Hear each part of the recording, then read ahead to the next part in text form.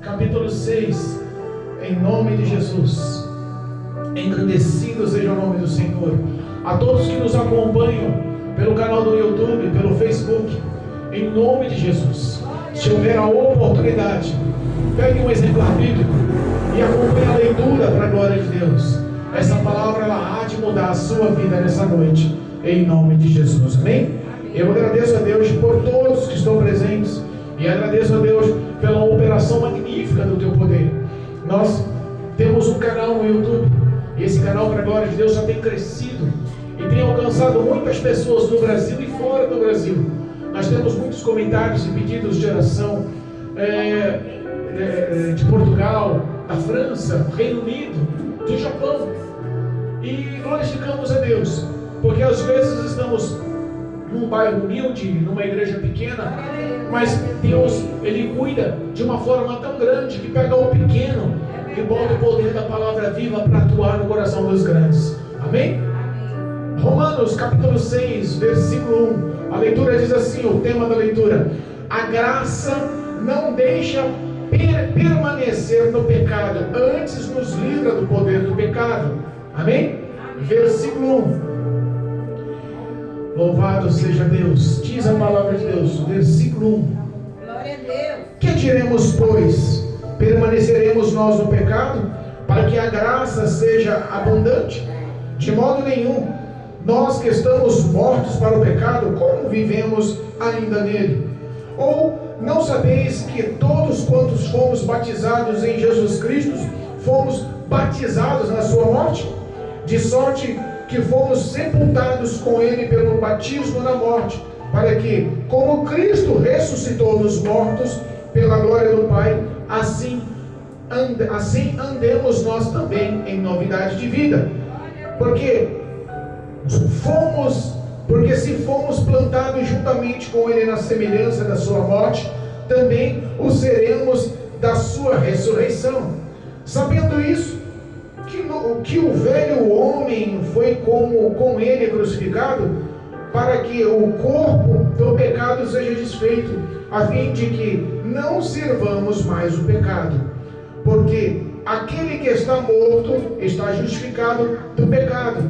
Ora, se já morremos com Cristo, cremos que também com ele viveremos. Assim que, havendo Cristo ressuscitado dos mortos, já não morre, a morte não terá domínio sobre ele. Pois, quando a ter morrido, de uma vez morreu para o pecado, mas quanto a viver, viva para Deus. Assim também vós considerai-os como mortos para o pecado, mas vivos para Deus em Cristo Jesus nosso Senhor. Não reine, portanto, o pecado em vosso corpo mortal, para lhe obedeceres em suas concupiscências, nem tampouco apresentei os vossos membros ao pecado de instrumento de iniquidade, mas apresentai-vos a Deus como vivos dentre os mortos, e os vossos membros a Deus como instrumentos de justiça. Porque o pecado não terá domínio sobre vós, pois não estáis debaixo da lei, mas da graça, debaixo da graça. Pois que permaneceremos porque estamos debaixo da lei, mas debaixo da graça, de modo nenhum.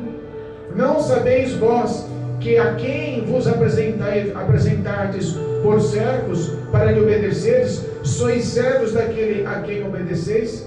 Ou do pecado para a morte, ou da obediência para a justiça?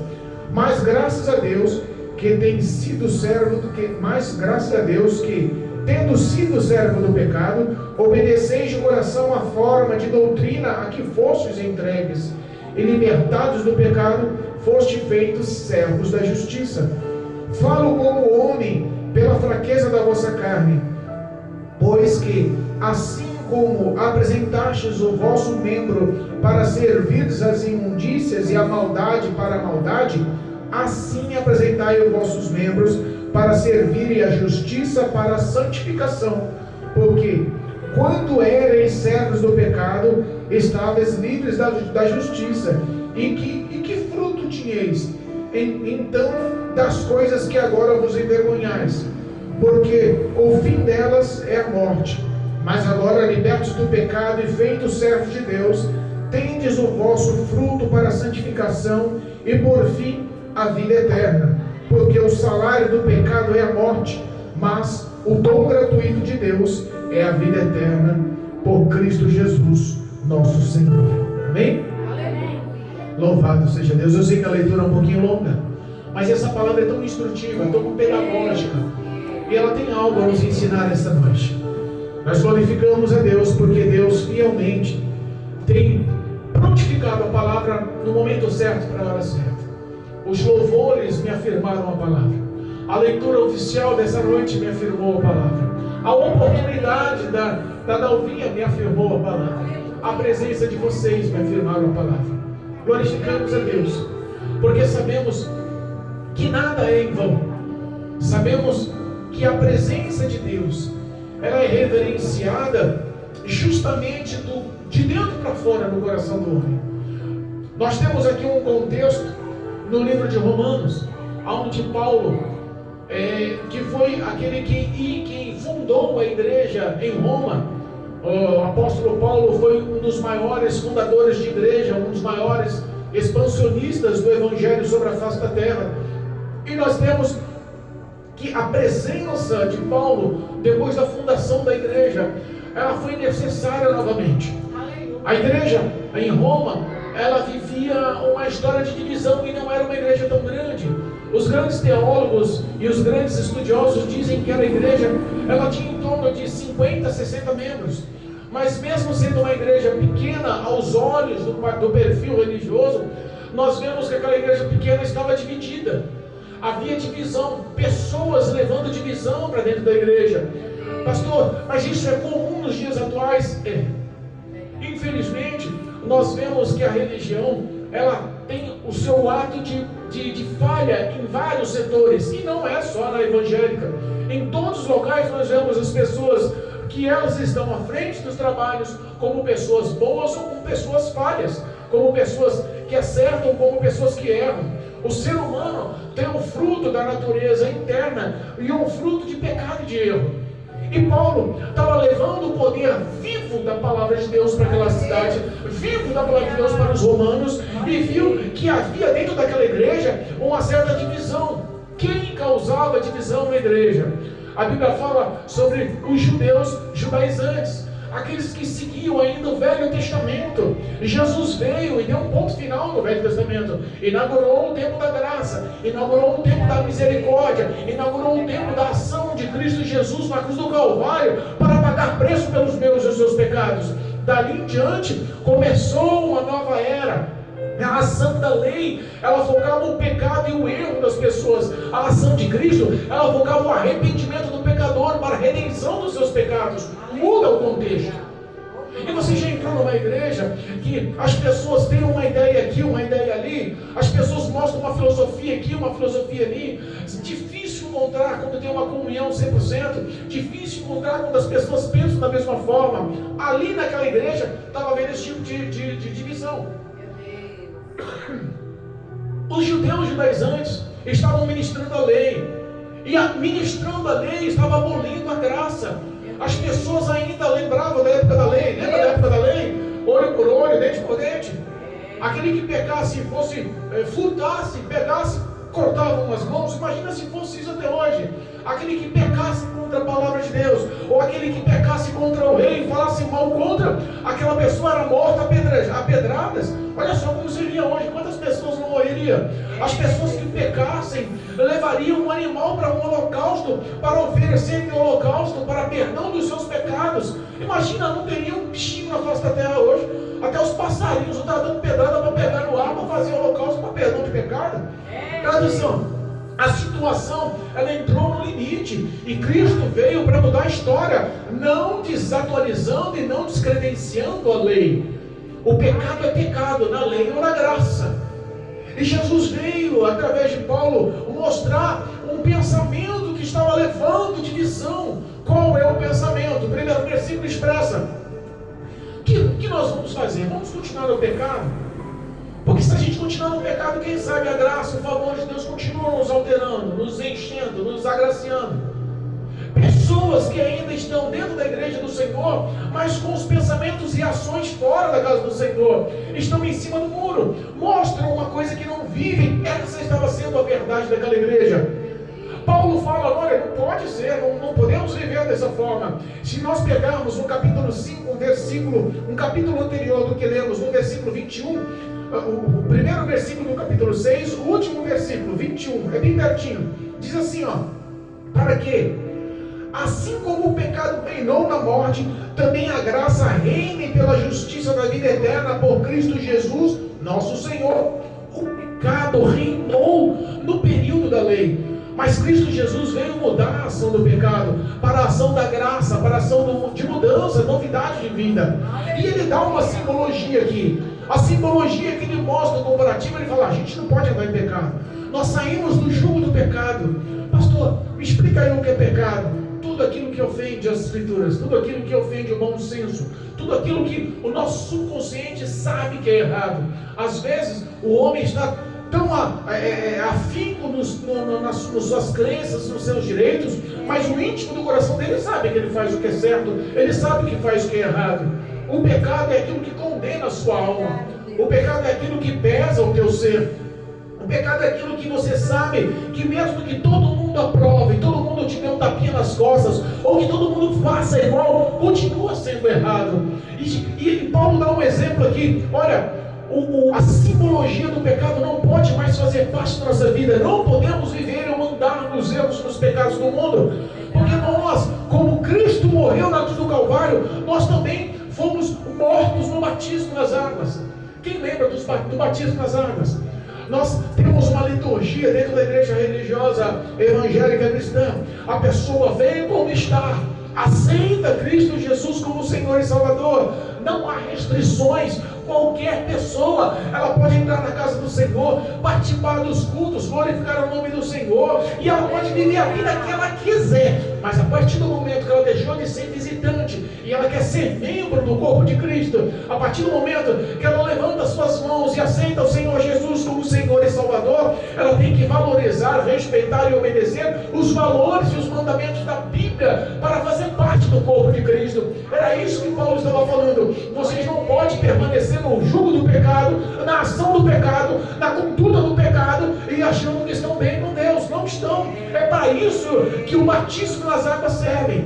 O batismo nada mais é do que a simbologia de mostrar ao mundo: eu hoje, a partir de agora, sou uma nova pessoa. É como, vamos dar um exemplo mais simples, é como um relacionamento, né? Quando o marido começa a conquistar a esposa ainda novinho, começa a namorar. O marido quer conquistar, quer ou não quer? Vai levar caixinha de bombom, vai levar flor, vai fazer elogio. Está todo dia ali, tentando, né, cativar, arrancar um sorriso. A namoradinha vai se vestir com a roupa melhor, vai botar o perfume que o namorado gosta. É assim ou não é? É, não é? E depois que eles assumem um compromisso, estamos namorando. Aquele estamos namorando tem só um fundamento, tem só uma raiz. O fundamento de constituir uma família, de formar uma família, de ter filhos e constituir uma história daqueles dois. A nova geração está sendo realizada e começa com o namoro. Mas o namoro todos podem conhecer, mas quando vem o noivado, todos reconhecem, ali deu certo. Quando entra a aliança de noivado na mão, nós vemos o compromisso sendo mostrado a todos. O batismo nas águas é a mesma coisa. Quando você entra na igreja, que você aceita Jesus como Senhor e Salvador, você começa um relacionamento com Deus. Você começa, como diz a palavra, a fazer parte da noiva de Cristo. A Bíblia nos ensina que Deus virá buscar a noiva do Cordeiro para o arrebatamento da igreja. Mas quando você aceita Jesus e você está num processo de mudança, de transformação, é um processo de conhecer a Cristo, é um processo de Cristo conhecer a tua história e te lapidar, te transformar, te modelar. Mas quando você chega e fala, eu quero me batizar nas águas, é como um noivado. É como uma aliança que mostra para os amigos, para os parentes, agora eu estou compromissado. Não foi só um relacionamento à toa. Ali eu encontrei a minha cara metade. Ali eu vou viver o resto da minha vida. Ali eu quero casar, quero ter filhos, eu quero ser feliz. Ali vai ser a minha companheira, ali vai ser o meu companheiro. Da mesma forma, O relacionamento que Paulo estava dizendo é que o batismo das águas deixou de ser uma simbologia e passou a ter um comprometimento de o mundo olhar, os amigos olhar, a parentela olhar e falar: ali agora é crente, ali agora mudou a sua conduta, ali agora ele se comprometeu, ali agora a vida está mudando, ali agora a história é outra. Aquele que fazia os erros e deixava de fazer não faz mais, o que roubava não rouba mais, o que mentia não mente mais, aquele que adulterava não adultera mais, aquele que dizia falso testemunho não faz mais, aquele que enganava nas negociatas não engana mais. A gente vê que a conduta da pessoa começa a mudar. E é o que Paulo está dizendo: quando você é batizado nas águas, você morre para o mundo e revive ou ressuscita para Cristo. A sua novidade de vida tem que ser outra. As pessoas vão olhar para você e vai começar a entender: quem é esse homem? Rapaz, um ano atrás eu encontrava esse homem noiado, eu encontrava essa mulher bêbada, eu encontrava aquela criança brincando na rua. De repente Deus muda a história. Que história é essa? Ele entrou para a igreja e começou a mudar os pensamentos, começou a mudar a ação. A gente vê que o caráter foi mudado, a gente vê que o pensamento foi mudado. Existe uma ação, e essa ação é a ação do Espírito de Deus, que a partir do momento que você o aceita como Senhor e Salvador, a Bíblia diz que o Espírito Santo faz morada no teu coração. É Ele que te dá força para vencer a carne, é Ele que te dá força para você vencer o mundo. E a influência do mundo tem os seus pesos. Ou você acha que os nossos maiores inimigos são demônios, diabo, chifre do capeta? Não, é a influência do mundo, porque vai aguçar os desejos da nossa carne. E o diabo, muitas das vezes, ele só quer alimentar o desejo da carne. Ele não tem poder de tocar na tua vida, ele só faz até onde dá um limite. Se você der legalidade, Satanás vai ter espaço, e o projeto dele é único: matar, roubar e destruir. Mas quando você muda a sua conduta, quando você fala: não, a partir de agora a minha história tem que mudar. E como essa história tem que mudar? Com a minha própria força de vontade. Deus vai te dar graça. Existe uma luta espiritual e Deus vai te modelando, te lapidando, mas tem que haver comprometimento. Como assim, pastor? Eu aceitei Jesus, eu posso ficar. Eu aceito Jesus, eu estou na igreja, eu dou glória a Deus, eu oro na igreja, eu oferto, eu dizimo na igreja, eu canto no grupo, eu até prego, eu tenho uma oportunidade, eu tenho uma vida na igreja. Mas quando acabar a igreja, eu posso ficar no barzinho ali, ouvindo uma rodinha de samba, eu posso cair para um fluxo de funk, eu posso tomar uma cervejinha de vez em quando. Sabe, às vezes a concupiscência, ela começa a nos acusar, e era essa a divisão. Eles estavam dizendo que não havia problema algum em você ter uma vida secular, uma vida outrora, mesmo estando na igreja que Paulo fundou. A igreja que Paulo fundou é a igreja onde Cristo Jesus predomina, onde há poder do nome do Senhor. A igreja que Paulo fundou é a igreja onde estabeleceu-se o poder vivo dessa palavra. A igreja que Paulo fundou é a igreja que Cristo se faz presente, é onde existem sinais, é onde existem milagres, é onde as pessoas vêm para se refugiar, é onde as pessoas vêm para ter uma conduta transformada, é onde as pessoas vêm para encontrar cura, vêm para encontrar paz, vêm para encontrar uma nova história na sua vida. Às vezes a gente não entende, mas vivemos uma vida derrotada. E não pensa que a derrota da vida do homem é a falta de dinheiro, que não é. Conheço muitas pessoas com dinheiro, muitas pessoas com bens, muitas pessoas com posses, muitas pessoas que fazem viagens pelo mundo. Uma grande amiga minha, eu mostrei a foto para minha esposa ontem, está sentada no Central Park em Nova York, lá agora, tirou uma foto e mostrou: estamos em Nova York, olha aqui o Central Park, linda, maravilhosa. Mas o dinheiro não pode lhe privar da falta de paz. Tem situações que o dinheiro não compra.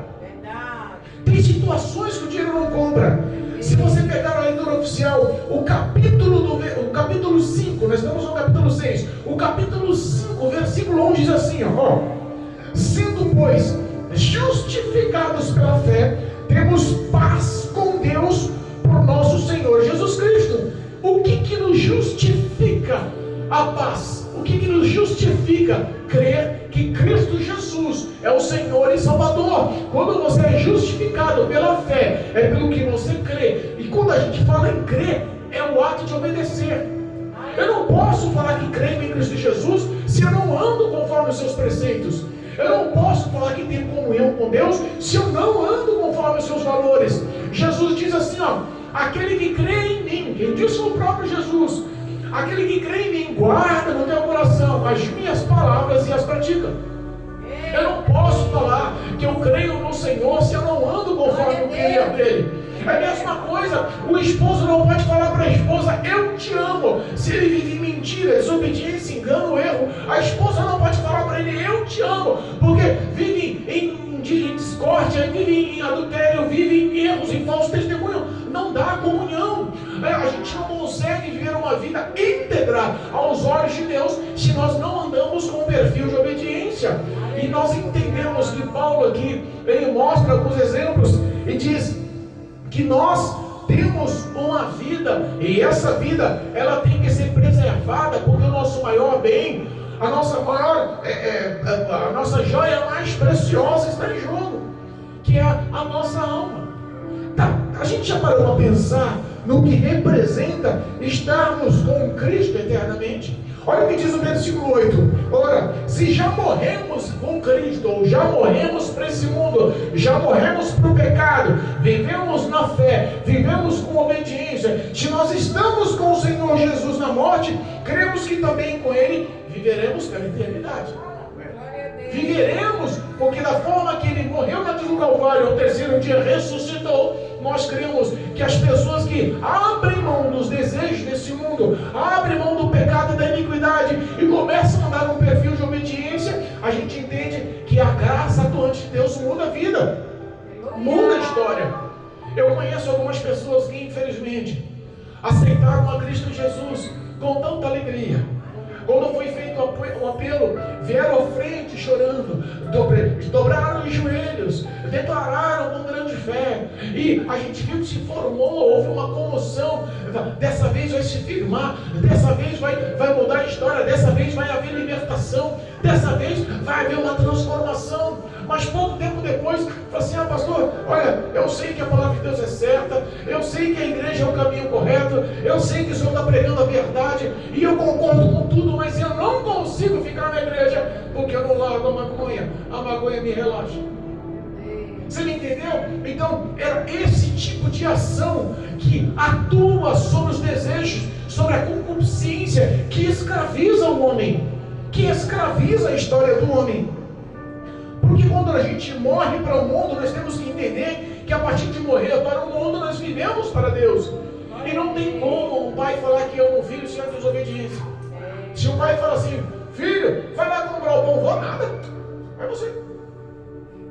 Agrada o coração do pai. Estou dando um exemplo chulo, um exemplo simples, um exemplo pequeno. Filha, não vai para aquela festa porque ali só tem pessoa que não presta, vai terminar lá com alguma coisa trágica. Não, eu vou sim, você não manda em mim. Sabe algumas ações que você olha e fala, Senhor, como posso ter prazer no filho? Da mesma forma, Pai, o Pai dos céus, o nosso Senhor, o Criador dos céus e da terra, o nosso Salvador que nos ama tanto, olha para nós e vê no íntimo do nosso coração, porque Ele tem o poder de discernir nosso coração. É Ele que tem o poder de entender os nossos sentimentos. Não dá para enganar, não dá para você frustrar Deus. Quer um exemplo? Mateus, capítulo 15. Louvado seja Deus. Olha como a nossa conduta, às vezes, não condiz pelos nossos próprios sentimentos.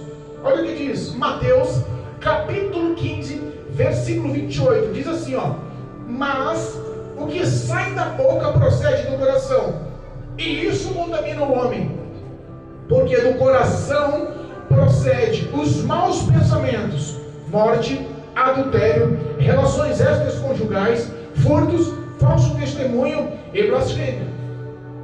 Dá para confiar no coração? Dá para confiar no teu sentimento? Dá para confiar na sua razão lógica? Não, eu sei o que eu estou fazendo. Engano. Porque um tapinha nas costas, um elogio, o ato de agradar, tomar proveito de alguma coisa, faz o coração titubear. Quando você vai ver, você já se afundou no erro, já se afundou no pecado. Os nossos sentimentos nos enganam. E às vezes nos engana pelo mau conselho de amigos, pelo mau conselho da roda das pessoas que não têm temor a Deus, não conhecem nada de Deus, mas querem influenciar na sua vida. 1 Coríntios capítulo 15, versículo 33 diz assim, não vos deixe enganar, as más conversações corrompem os bons costumes. Qual está sendo as conversas, qual está sendo a influência, qual está sendo a opressão que muitos que dizem amigos estão lançando sobre a sua vida? Porque te influenciam pelo que é pecado, pelo que é erro, mas na hora que a casa cai, ninguém estende a mão para socorrer. Ninguém estende a mão para socorrer. Eu tenho um testemunho de um rapaz aqui, que eu estava pregando o evangelho para ele há um tempo já. Vira e mexe, encontrava com ele e falava do amor, e ele era afastado, tinha um coração limpo, mas estava aprisionado nas drogas. E aí teve uma ocasião que, voltando da igreja, eu parei, estava aqui na frente da porta, eu falei de Jesus Cristo para ele. Rapaz, Jesus Cristo te ama. E ele estava com um cheiro de crack. Eu falei, para com essas drogas.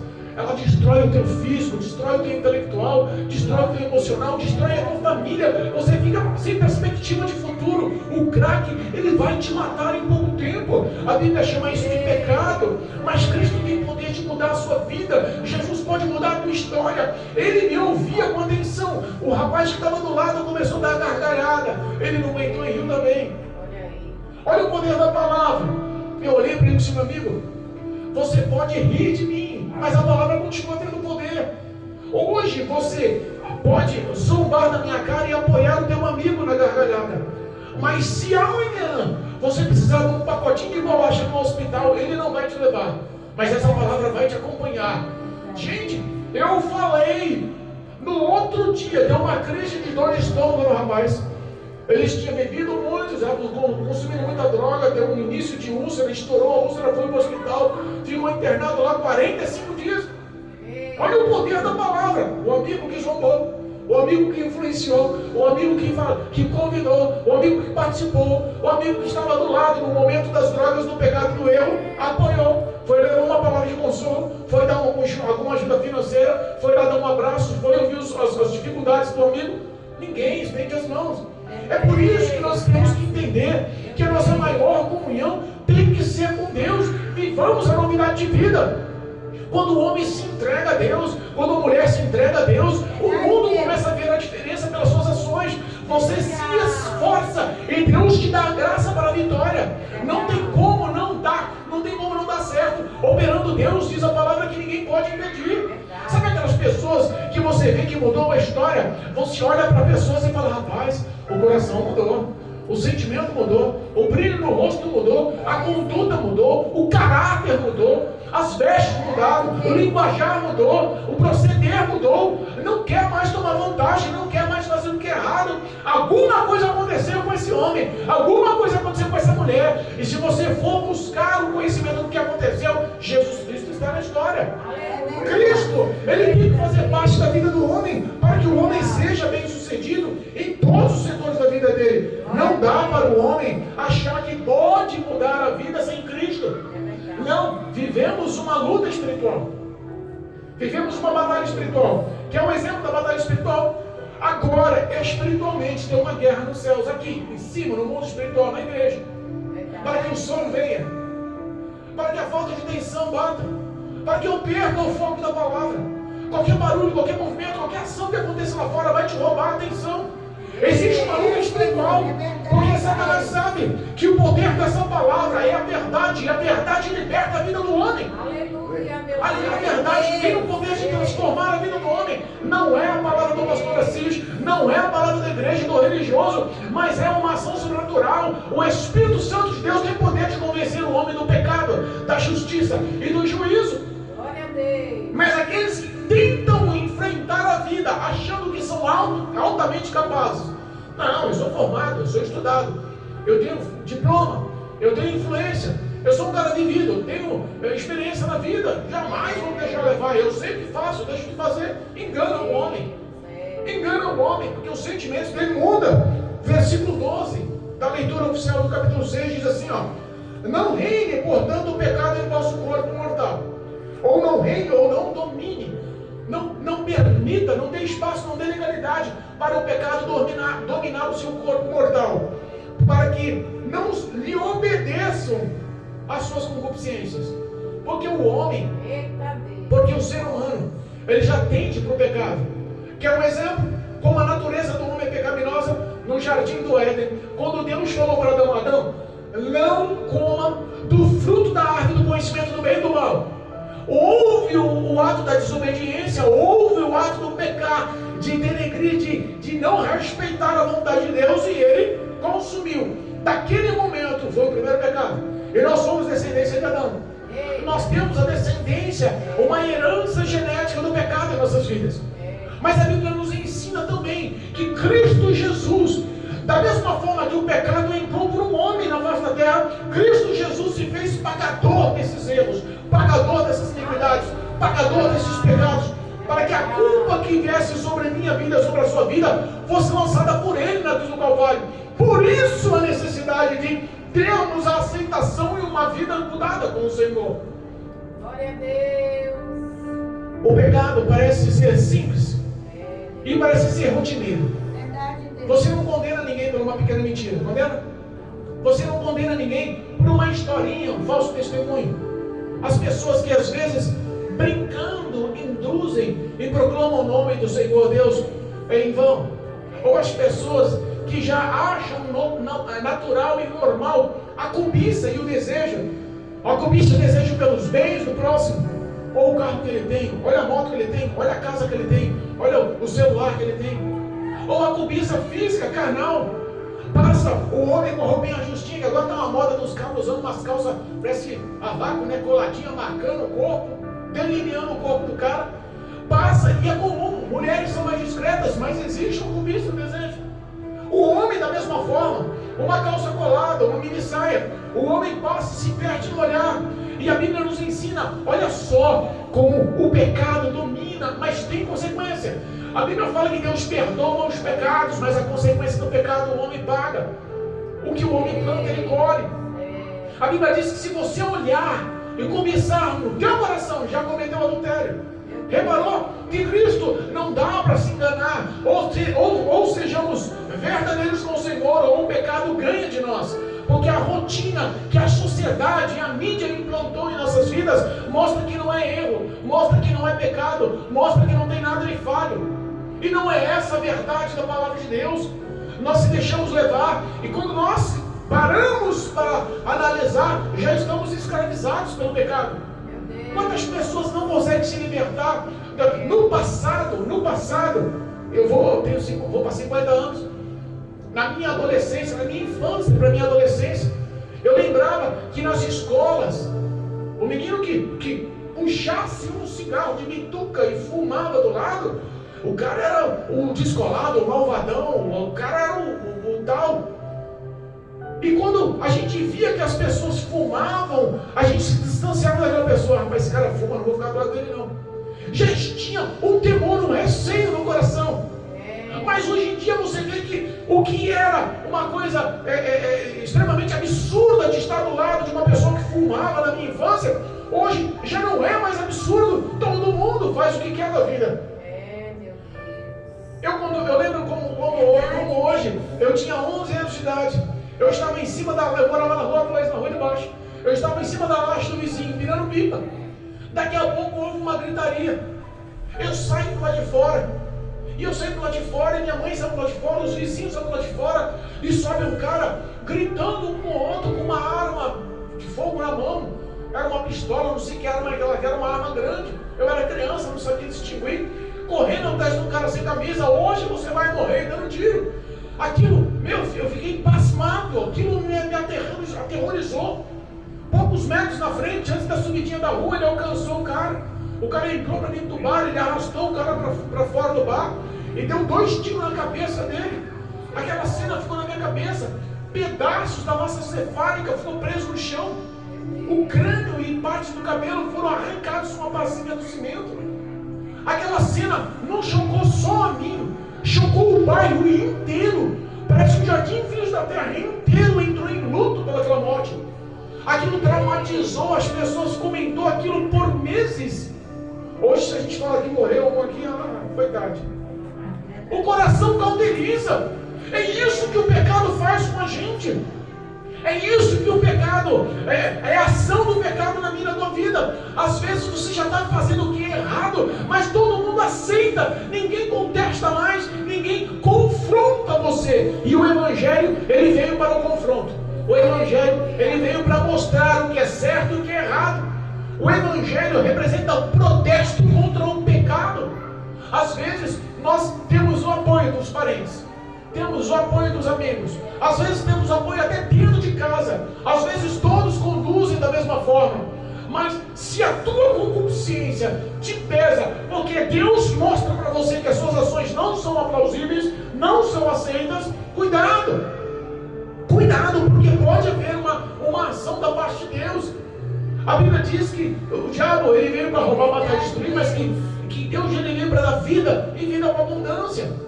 Nós, às vezes, achamos que a nossa vida está boa, está altamente capaz de agradar a Deus. Quantas pessoas, se você chegar num ambiente de escola, da empresa, de onde você trabalha, com os vizinhos, os amigos, e reunir lá o pessoal e falar assim: quem aqui ama Jesus Cristo? Quem aqui ama Deus? Levanta a mão aí. Todo mundo vai levantar a mão. Mentira. Vai levantar a mão, é isso. Todo mundo vai levantar a mão. Mas a gente vê que as ações, as obras não agradam a Deus. A gente vê que as ações, as obras não honram a Deus. Não são aceitas por Deus.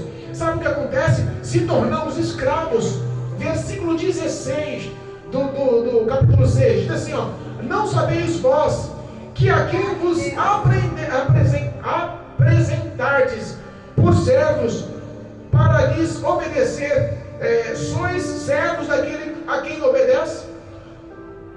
Não sabe que quando você se apresenta ao seu Senhor, no passado, Paulo estava dando um exemplo que eles entendiam. O ato de ser servo era o ato de ser escravo. Quando o escravo apresentava-se ao seu dono, ao seu senhor, ele apresentava para o servir. E ele está dando um exemplo. Não sabe que quando você se apresenta ao seu senhor, você obedece às suas ordens? E se o seu senhor for o pecado? A gente acaba obedecendo sem ter noção do que é certo. E ele, na conclusão do versículo, ele diz assim, ó: não sabeis vós a quem vos apresentardes por servos para lhe obedecer?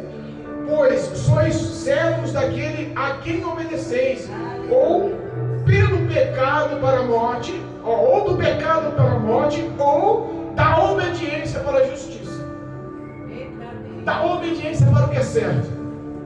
A Bíblia resume os sentimentos do homem em 3 etapas: bondade, justiça e verdade. Quando a gente se enquadrar nesse perfil, a gente vai entender que as nossas condutas são aprovadas por Deus. Mas se você está encarcerado, algemado, aprisionado em algum desses tipos de ações que lhes geram concupiscências e que você entende que não é agradável à sociedade, não é agradável à família, pode ter certeza que também não vai ser agradável a Deus. E a palavra é a conduta, a palavra de Deus é a conduta que dá a base para todos, para a sociedade, para a família e para os céus. Quando você serve ao pecado, você se torna escravo do pecado. Quer um exemplo? A pessoa que fuma um cigarro, ela pode parar de fumar amanhã? Vai haver o quê? Uma luta para a abstinência. Vai ou não vai? Ou ela para hoje e não tem consequência nenhuma? A pessoa que bebe todo dia. A cervejinha não tem nada não. Mas se ficar sem a cervejinha, ela não entra aqui em crise, em pânico. Ela vai querer beber. Ela não consegue largar. A partir de agora eu não tomo mais uma gota de álcool. Ela consegue? Não consegue. Porque a influência do clima, a influência dos amigos, é uma influência moldada por demônios para a satisfação do pecado do homem. É isso que Jesus está falando. O Espírito de Deus morando na vida do homem pode modelar a história do homem, pode transformar as más condutas para as boas condutas. Quando a Bíblia fala em conversão, é justamente isso: converter as suas ações. O versículo 19 diz: falo como homem pela pureza, pela fraqueza da vossa carne. Porque se ele fosse falar como homem espiritual, as pessoas não entenderiam. É por isso que ele faz simulações para que entendamos. Pois que, assim como apresentastes os vossos membros para a imundície e a maldade para a maldade, assim a partir de agora apresentai agora os vossos membros para servir a justiça, para a santificação. O que nós entendemos é que quando a gente está envolto num projeto, e esse projeto é um projeto de satisfação pessoal, a gente se dedica para conquistar. Eu quero perder peso, eu quero ganhar massa muscular, eu quero ficar bombadão, bonito, musculoso, forte. Eu vou conseguir fazer isso na onde? Em casa, levantando um garfo. Eu vou conseguir isso na academia. Vou contratar um personal trainer, vou pagar uma academia, eu vou comer alimentos adequados, eu vou seguir uma norma rígida para alcançar o meu objetivo. Era o que Paulo estava dizendo. No passado, vocês dedicavam a vida de vocês a toda a satisfação da carne de vocês, gerando pecado. Mas agora, empreste tudo que você tem por certo para a obra da justiça e da santificação. Apresente-se a Deus para o que é certo. Apresente-se a Deus para o que é bom. Toda essa influência só tem um destino, irmãos. E o destino de todos esses 22 versículos está no último versículo. Eu quero que a igreja leia comigo em nome de Jesus. Ele fechou a Bíblia, não tem nada não.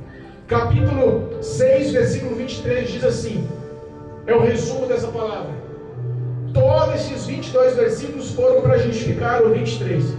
O versículo 23 diz assim a palavra: porque o salário do pecado é a morte, mas o dom gratuito de Deus é a vida eterna por Cristo Jesus, nosso Senhor.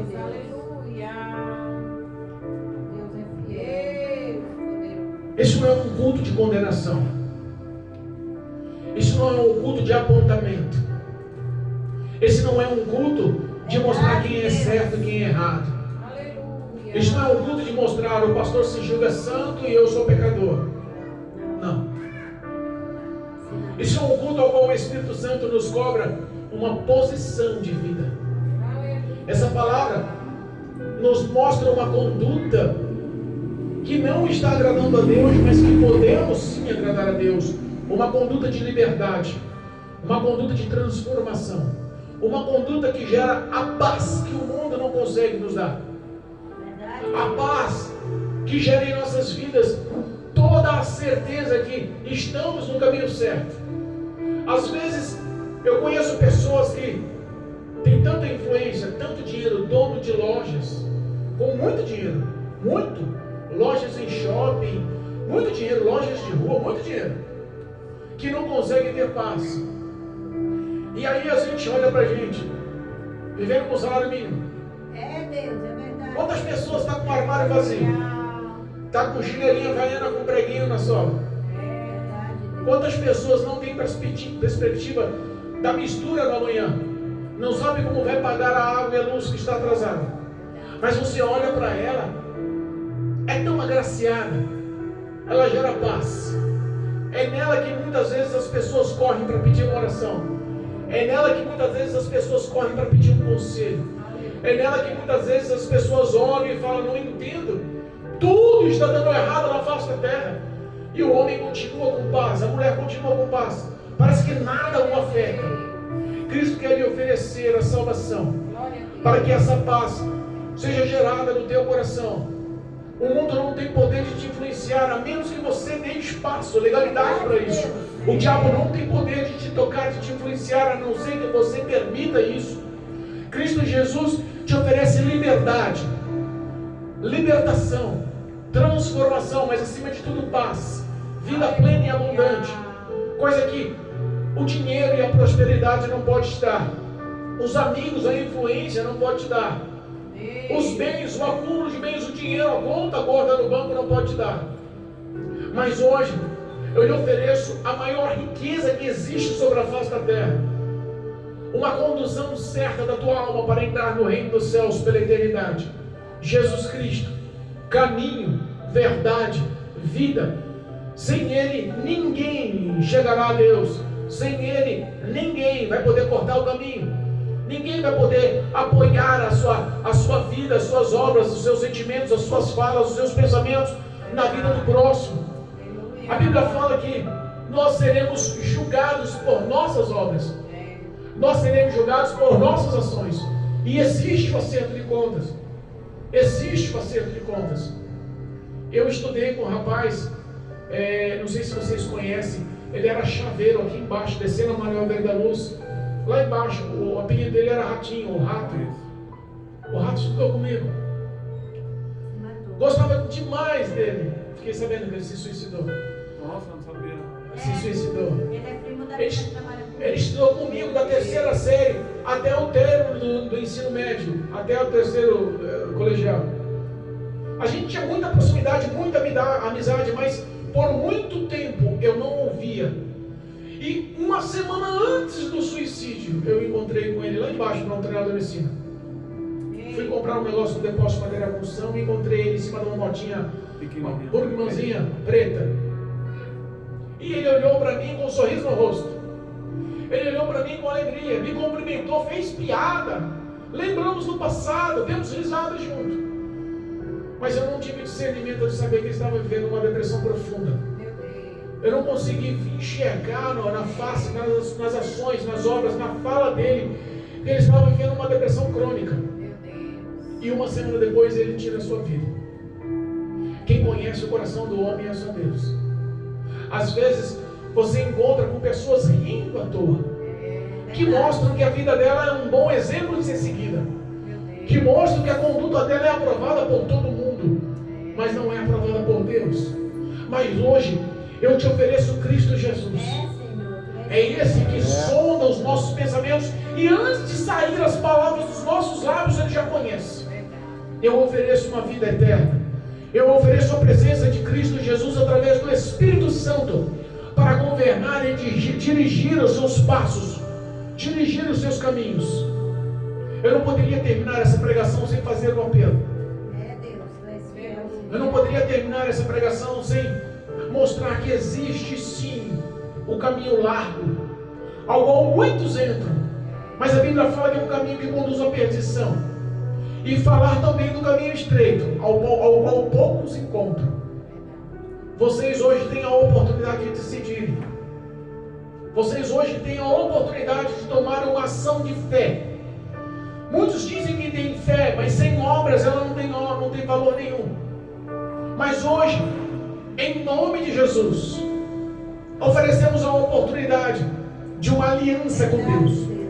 Oferecemos a oportunidade da aceitação de Cristo Jesus como Salvador, para que o nome de cada um de vocês seja escrito no livro da vida, e para que esse relacionamento, como aquele namoro, esse relacionamento como aquele noivado, esse relacionamento como aquele casamento que estão almejando, seja verdadeiro na vida de vocês, em nome de Jesus.